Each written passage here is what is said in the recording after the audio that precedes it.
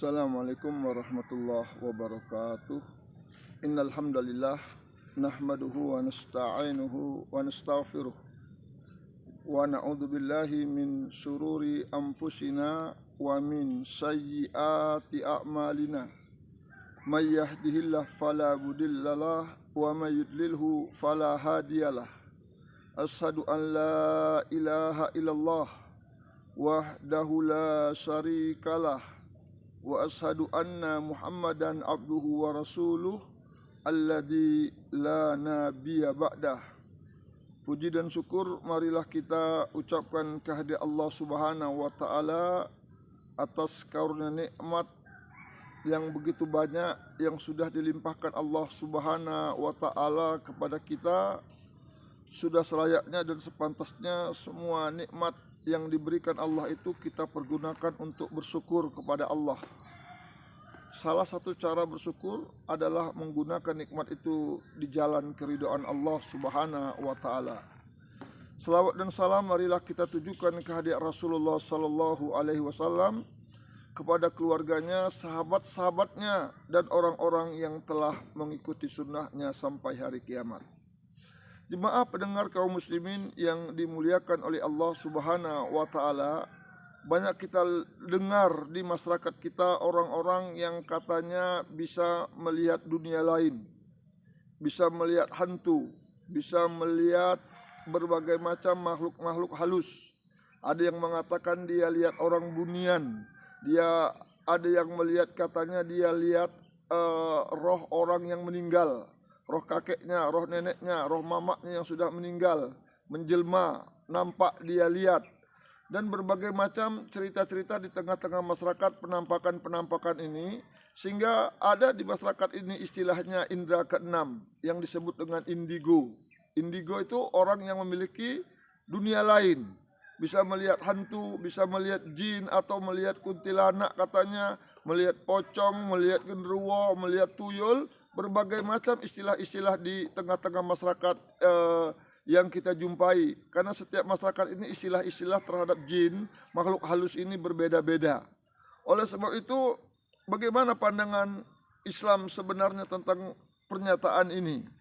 Maka Allah Subhanahu wa taala telah berfirman dalam Al-Qur'an surat Al-A'raf ayat yang ke-27, innahu yarakum huwa wa qabiluhu min haitsu la tarawnahum. Sesungguhnya iblis atau setan dan pengikut-pengikutnya melihat kamu dari suatu tempat yang kamu tidak bisa melihat mereka. Jadi pada hakikat asalnya manusia itu tidak bisa melihat jin dalam bentuk asli jin tersebut. Bentuk wujud yang diciptakan Allah, bentuk wujud yang asli, tidak ada manusia yang dapat melihatnya. Yang dimaksud dari suatu tempat yang kamu manusia tidak bisa melihat jin adalah jin dalam wujud aslinya. Artinya jin dalam wujud asli tidak bisa dilihat. Ini firman Allah Subhanahu wa taala. Akan tapi dalam penjelmaan, jin itu bisa jelma jadi makhluk lain, menjelma jadi manusia, menjelma jadi binatang, menjelma jadi hewan, apa yang diinginkannya itu bisa. Tapi kalau ada manusia yang dapat melihat jin, katanya bentuk aslinya, Imam As-Syafi'i berpendapat, barang siapa mengatakan pernah melihat bangsa jin, maka kesaksian syahadatnya ditolak dan ditakzir, karena jelas-jelas yang demikian itu bertentangan dengan Al-Quran. Jadi tidak bisa dipercayai. Jangan dipercayai omongan orang yang katanya bisa melihat jin bentuk aslinya. Karena Allah Subhanahu wa taala telah terangkan dalam Al-Quran, kitab suci kita, yang tidak akan ada kebohongan di dalamnya. Maka kita harus yakin. Allah sudah katakan pembukaannya la raiba fihi, tidak ada keraguan padanya. Semua isi di dalam Al-Quran itu tidak ada keraguan. Yang perlu kita yakini, lebih yakin dari segala perkataan yang ada di dunia ini. Syekh Ibnu Taimiyah ketika menjawab pertanyaan tentang ayat yang kita sebutkan tadi, yang ada di dalam Al-Quran bahwa mereka jin melihat manusia sedang manusia tidak melihat mereka adalah hak kebenaran yang menunjukkan bahwa mereka melihat manusia pada suatu keadaan sedang manusia tidak melihatnya pada keadaan tersebut. Jadi tidak ada manusia yang dapat melihat jin. bentuk aslinya. Akan tapi dalam bentuk penjelmaan, jin itu menjelma jadi kakek kita, jin itu menjelma jadi nenek kita yang sudah meninggal, jin itu menjelma jadi istri kita meninggal, hadir dalam mimpi kita, hadir ketika kita tidur. Ini adalah bisikan-bisikan setan, bisikan-bisikan jin, penjelmaan-penjelmaan jin yang dapat menyerupai orang-orang yang ada di sekitar kita. Jadi ini keyakinan yang benar, kita tidak perlu takut menghadapinya. Walaupun dia menjelma dengan bentuk yang besar, menjelma dalam bentuk harimau, menjelma dalam bentuk Dracula, bentuk tuyul, bentuk macam-macam, kita punya Allah. In tansurullah yansurkum. In tansurullah, sesungguhnya barang siapa menolong agama Allah, Allah akan tolong kamu. Kita dekatkan diri kita kepada Allah Subhanahu wa Ta'ala. Tidak perlu berteriak-teriak, maki-maki, tidak perlu. Jin itu dimaki-maki. Kalau nampak, mungkin kita di kamar mandi nampak muncul nenek-nenek jelek mukanya atau tidak punya muka, kita ucapkan kalimat takbir, Allahu Akbar. Kutangkap kamu, maka dia akan hilang. Karena jin itu takutnya sama manusia, sebagaimana manusia juga takut sama jin. Jadi manusia lebih duluan takut sama jin. Jadi jin itu merasa bangga, merasa hebat. Maka takutan kita hendaknya harus dikuatkan kepada Allah Subhanahu wa Ta'ala. Yang takut pipis ke kamar mandi malam-malam, yang takut di tempat gelap-gelap ada hantu, ada jin, ada genderuwo, maka ini perbaiki keimanannya, perbaiki keyakinannya kepada Allah Subhanahu wa Ta'ala. Tidak selayaknya kita takut kepada makhluk yang diciptakan oleh Allah, kecuali takutnya itu takut sifat yang wajar. Misalnya kita takut dengan harimau, benda harimaunya asli, harimau betulan. Kita takut dengan ular, kita takut dengan api, itu takut yang dibolehkan. Karena itu tidak bertentangan dengan syariat. Jangan pula nanti rumah kita terbakar, aku nggak perlu takut, kita teriakkan Allahu Akbar di ru'ya rumah yang terbakar, matilah dia di dalamnya. Maka seperti ini. Jadi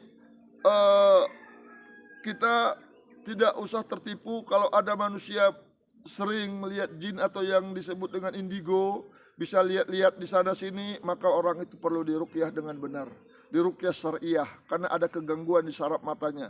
Kalau sudah diruqyah masih suka juga melihat jin, maka yang perlu diruqyah saraf matanya. Ada saraf mata di telapak kaki itu perlu dibagusin, karena jin itu bersarang di situ, jin itu bermain-main di saraf matanya sehingga matanya dapat melihat jin. Atau dia bisa mendengar-dengar suara yang tidak ada bendanya, suara orang percakapan, membisikkan sama dia begini, bisikan-bisikan gaib, maka orang itu perlu diruqyah dengan benar, karena di saraf telinganya ada gangguan jin atau ada penyakit-penyakit tertentu di dalam badan. Kepalanya pening, denyut-denyut kayak ditusuk-tusuk, tapi tidak dijumpai penyakitnya. Diperiksa medis, diperiksa spesialis, tidak dijumpai penyakitnya. Sudah dirongset, tidak ada penyakitnya. Maka ini sebaiknya dianjurkan untuk diruqyah dengan benar. Atau anggota-anggota tubuh yang lain, sesak napasnya, macam denyut jantungnya lebih cepat, atau penyakit-penyakit lainnya yang sudah tidak bisa diterapi dengan medis, ia kembalikan kepada Allah. Allah sudah mengatakan, wa nunazzilu minal Qur'an, wa nunazzilu minal Qur'an ma huwa sifa'u wa rahmatul lil mu'minin. Tidak kami turunkan dari Al-Qur'an ini kecuali menjadi obat dan rahmat bagi orang-orang yang beriman. Jadi jangan terpedaya dengan tipu daya iblis, tipu daya setan. Kita harus kembali kepada agama kita, kembali kepada Al-Quran, pelajari Islam dengan benar, pelajari sunnah Nabi dengan benar. Musuh yang nyata yang ada di hadapan kita, yang ada di kanan kita, yang ada di kiri kita, yang ada di muka kita, yang ada di belakang kita, dari atas, dari bawah, dari segala penjuru dia ingin berusaha melemahkan kita dari ketaatan kepada Allah, adalah iblis, setan laknatullah alaih, yang harus kita waspadai, karena Allah subhanahu wa ta'ala telah mengatakan, inna syaitana lakum aduwwum mubin. Sesungguhnya setan itu musuh kamu yang nyata. Fattakhidhu adwa, jadikanlah dia sebagai musuh. Jangan berkawan dengan setan. Setan itu menginginkan kita malas untuk belajar agama kita, malas untuk taat kepada Allah Subhanahu wa taala, malas untuk kebaikan, malas untuk mendudukkan jiwa raga kita kepada Allah Subhanahu wa taala, sehingga terasa berat jiwa raga kita ini kalau diajak untuk menuntut ilmu. Tidak bisa kita dekat dengan Allah tanpa ilmu agama yang benar, tanpa Al-Quran dan Sunnah Nabi Sallallahu Alaihi Wasallam. Mungkin video singkat ini ada manfaatnya bagi kita semua. Fa'tabiru ya ulil albab la'allakum turhamun. Assalamualaikum warahmatullahi wabarakatuh.